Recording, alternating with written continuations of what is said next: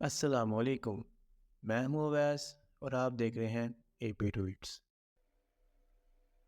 اب جب یوسف علیہ السلام کو جیل میں بھیجا گیا تو ان کے ساتھ دو اور قیدی بھی شامل تھے۔ تو ان قیدیوں میں سے ایک نے کہا کہ میں یہ دیکھ رہا ہوں خواب میں کہ میں شراب کشید کر رہا ہوں اپنے آقا کو، اور دوسرے نے کہا کہ میں دیکھتا ہوں اپنے آپ کو کہ سر پر روٹیاں اٹھائے ہوئے ہوں اور اس روٹیوں پر پرندے چونچ مار رہے ہیں۔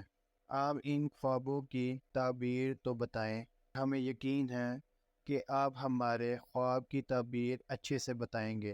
یوسف علیہ السلام نے جواب میں کہا کہ یہ تعبیر جو میں آپ کو بتاؤں گا یہ صرف تعبیر نہیں، تعویل ہو جائے گی، اور کچھ وقت لیا ان سے جس میں وہ اپنی تبلیغ کر سکے، کیونکہ یہ نبیوں کا پیشہ ہے کہ ان کو جب بھی موقع ملے، جس وقت لوگ ان سے متوجہ ہو، دین کی تبلیغ کریں۔ اب جس نے دیکھا کہ وہ شراب کشید کر رہا ہے اپنے آقا کو، رہائی پا جاؤ گے، اور جس نے دیکھا کہ اس کے سر سے پرندے روٹی کو چونچ مار رہے ہیں، اس کو سولی دے دی جائے گی۔ تو لوگوں نے پھر دیکھا کہ ایسا ہی ہوا جیسا کہ یوسف علیہ السلام نے خواب کی تعویل کی تھی۔ اس دوران رہائی پانے والے شخص سے یوسف علیہ السلام نے کہا کہ میرا ذکر کرنا اپنے بادشاہ سے، ایک شخص بے گناہ ہے اور جیل میں سزا کاٹ رہا ہے۔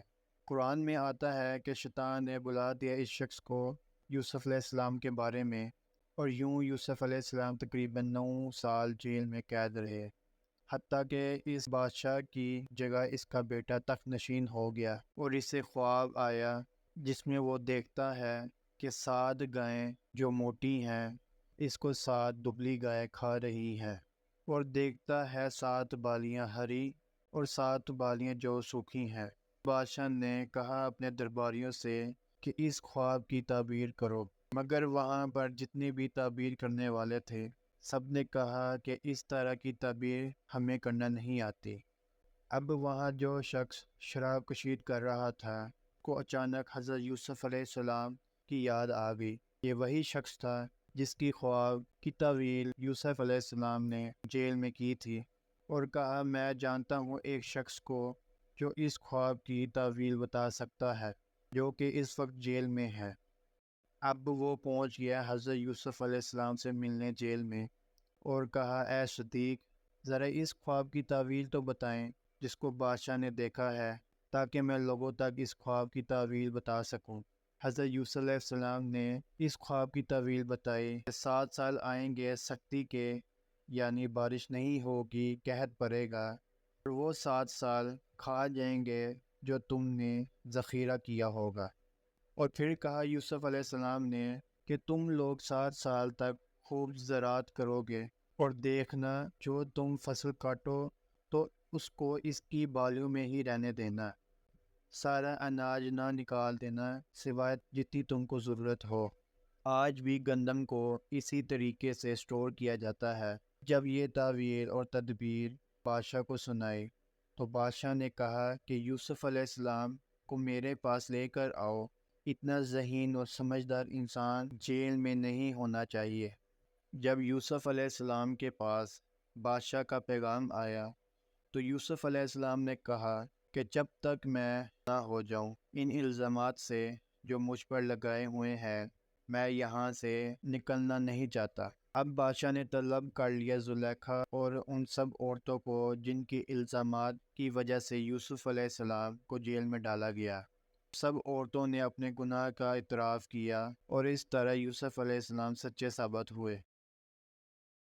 پھر یوسف علیہ السلام عزت کے ساتھ لائے گئے بادشاہ کے پاس، اور انہوں نے خود کہا کہ بادشاہ کو کہ مجھے وزیر خوراک بنا دیں، کیونکہ یوسف علیہ السلام جانتے تھے کہ ان لوگوں کے اوپر بہت بڑی مصیبت آنے والی ہے، اور اس لیے بھی کہ آنے والے سال بہت نازک ہیں۔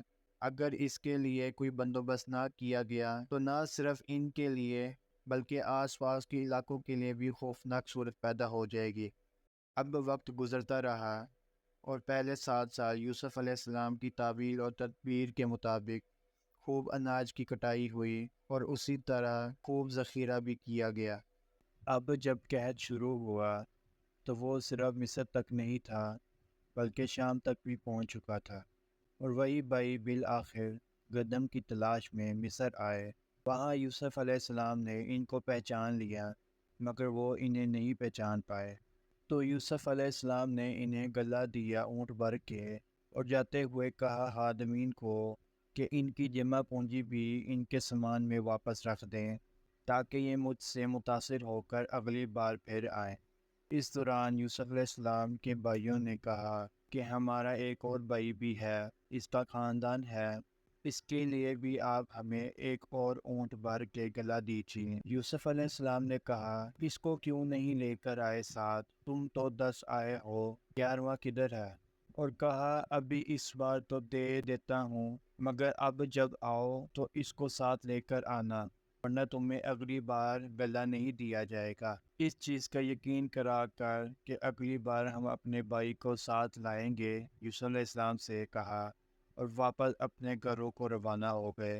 اور کہا اپنے باپ حضرت یعقوب علیہ السلام کو کہ ہم سے ایک خاندان کا راشن روک دیا گیا ہے، تو اب اگلی بار ہمارے بھائی کو ہمارے ساتھ بھیجیے، تاکہ ہم اس کا راشن بھی لے کر آئیں۔ حضرت یعقوب علیہ السلام نے کہا، کیا میں اسی طرح تم لوگوں پر اعتماد کر لوں جس طرح اس سے پہلے اس کے بھائی یوسف کی طرح تم پر اعتماد کیا تھا؟ جب یوسف علیہ السلام کے بھائیوں نے اپنا سامان کھولا تو دیکھا کہ ان کی پونجی بھی ان کے سامان کے ساتھ ان کو واپس دی گئی تھی، جو انہوں نے اناج کے بدلے میں یوسف علیہ السلام کو دی تھی۔ تو انہوں نے اپنے باپ یعقوب علیہ السلام سے کہا کہ ابا جان، اور کیا چاہیے ہمیں کہ ہماری پونجی بھی ہمیں واپس کر دی گئی ہے، اور کہا کہ ہم 10 بھائی اپنے بھائی کی حفاظت کریں گے اور وہاں سے اپنے حصے کا گلہ بھی لے کر آئیں گے۔ حضرت یعقوب علیہ السلام نے کہا کہ ہرگز نہیں بھیجوں گا اسے میں تمہارے ساتھ، یہاں تک کہ تم کوئی بڑی قسم کھاؤ میرے سامنے اللہ کی کہ تم لازمی لے کر آؤ گے اس کو اپنے ساتھ واپس۔ البتہ تم سب کو ہلاک کر دیا جائے تو تب معافی ہے، ورنہ اگر تم سب واپس آئے اور اسے ساتھ نہ لائے تو میں تم کو معاف نہیں کروں گا۔ اب سب بھائیوں نے عہد کیا اور قسم کھائی حضرت یعقوب علیہ السلام کے سامنے، اور چلے گئے ایک بار پھر حضرت یوسف علیہ السلام کے پاس مصر، اپنے بھائی بنیامین کو لے کر۔ اس ویڈیو کا نیکسٹ پارٹ دیکھنے کے لیے اس ویڈیو کو لائک کریں اور چینل کو سبسکرائب کرنا نہ بھولیں۔ اپنی دعاؤں میں یاد رکھیں۔ اللہ حافظ۔